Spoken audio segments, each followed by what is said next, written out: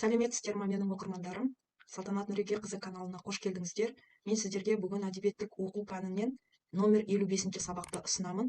Тақырып "Мен де спортшы боламын" деп аталады және атақты спортшы, олимпиада чемпионы Бекзат Саттарханов туралы Бекзат деген мәтінді оқуға берілген екен.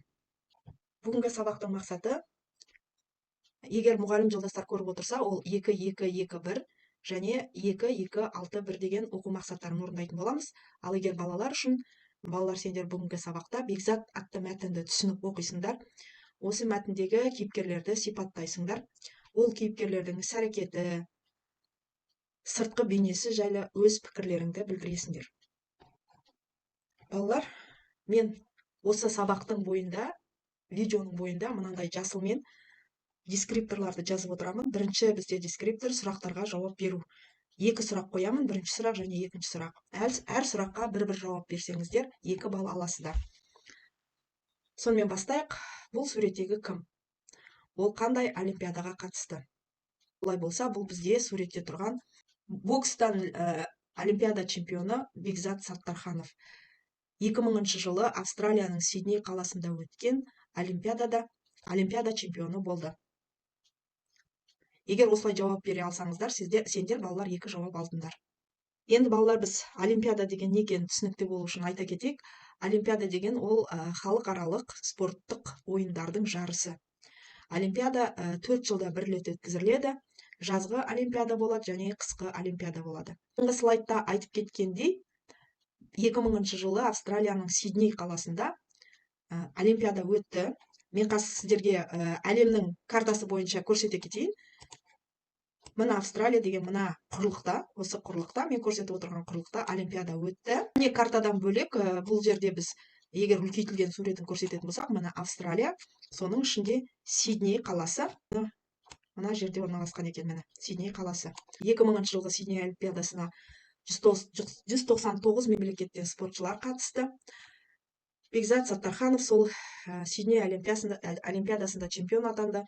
2000 жылы біздің Бекзат Саттарханов бар болғаны 20 жаста еді. Өкінішке орай, сол олимпиада болған жылы желтоқсанның аяғында авариядан Бекзат қайтыс болды, өмірден өтті.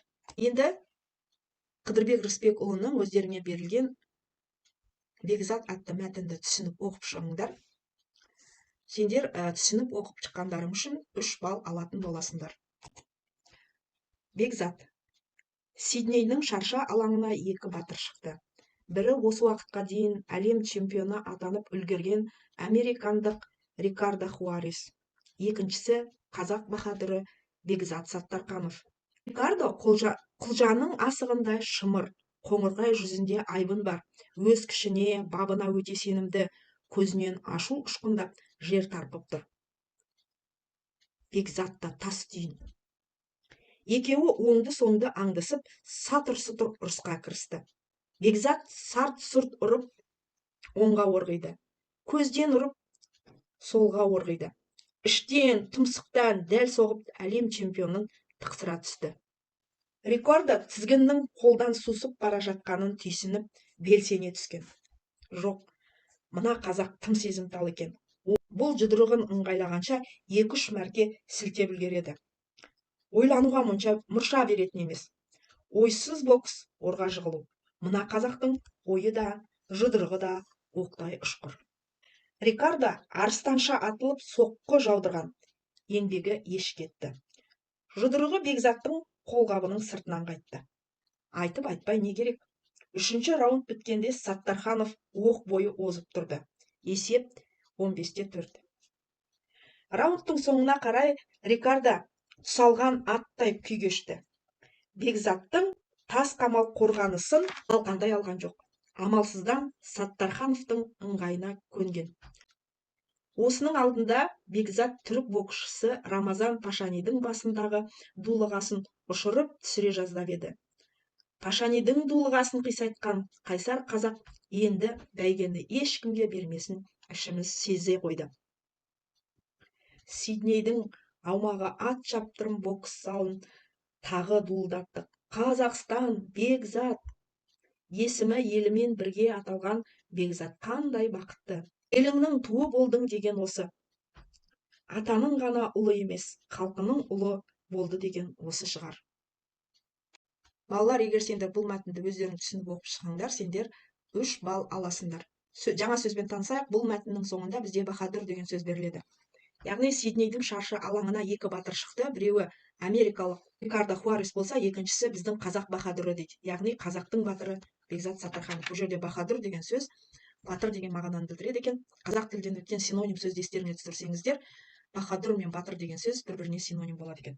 Енді балалар, сендерге мына сызбаны толтыруға беремін. Егер сызбаны дұрыс толтырсаңдар, 3 балл аласыңдар. Сызбаға қарайық. Мәтінде аты аталған спортшылар. Бірінші Бекзат Саттарханов, екінші спортшы Рикардо Хуарес, үшінші Рамазан Пашани. Енді олар кімдер еді? Бекзат Саттарханов қазақ боксшысы, олимпиада чемпионы. Екінші Рикардо Хуарес америкалық боксшы, сол кезде әлем чемпионы болған. Және тағы да бір боксшы Рамазан Пашани, бұл түрік боксшысы деп жазасыздар. Егер осылай мен айтқандай дұрыс толтырған болсаңдар, онда сіздер сызбаны толтырғандарың үшін 3 балл аласыңдар. Балалар, мына ромбтың ішінде қазақ боксшысы Бекзат деп тұр, екіншісінде америкалық боксшысы Рикардо Хуарестің аты жазылып тұр. Енді сендердің мақсаттарың бұл жерден мына тік төртбұрыштың ішінде біреуі кейіпкердің сыртқы келбетін сипаттап тұр, біреуі кейіпкердің әрекетін айтып тұр. Қазақ боксшысы туралы қай тік төртбұрышта жазылған және Рикардо туралы қайсысында жазылған?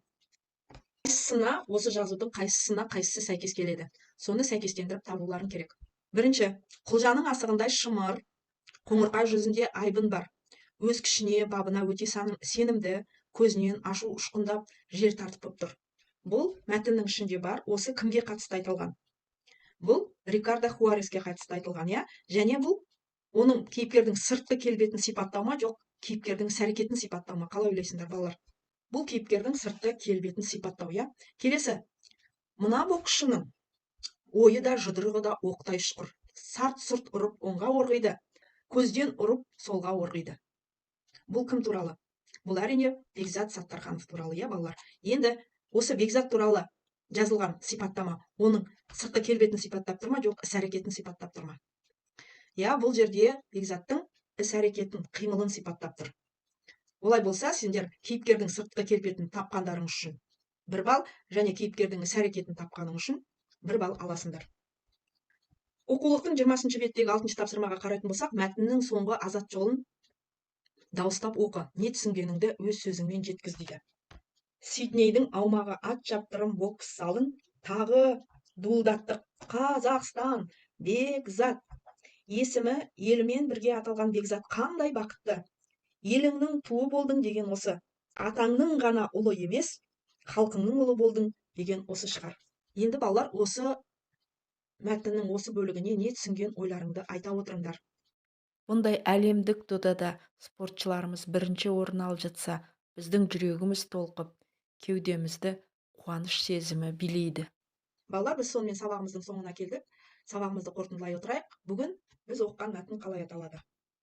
Бүгінгі біз оқыған мәтін Бекзат деп аталады. Бекзат Саттарханов қай олимпиаданың чемпионы екен? Бекзат Саттарханов Сидней олимпиадасының чемпионы. Ол спорттың қай түрімен айналысқан? Ол спорттың бокс түрімен айналысқан.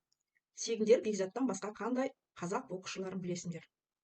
Қазақ боксшылары Ермахан Ибраимов, Серік Сәпиев деген спортшылар бар, балалар. Одан басқа кімдерді білесіңдер?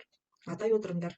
Сонымен балалар, сабақтағы жинаған балдарыңды есептеп, өздерің бағалай отырсаңдар болады. Естеріңде болса, бүкіл сабақ бойы мен сендерге түрлі дескрипторлар беріп отырдым. Осымен әдебиеттік оқудан 2-ші сыныптағы номер 55-ші сабақты аяқтаймын. Егер менің видео сабағым ұнаса, лайк басуды ұмытпаңдар. Қоңыраушаны басып, менің каналыма тіркеліп қойыңыздар. Болашақта менің видеоларым шыққаны туралы сендерге хабарлама келіп тұратын болады. Назарларыңа рахмет. Келесі видеода кездескенше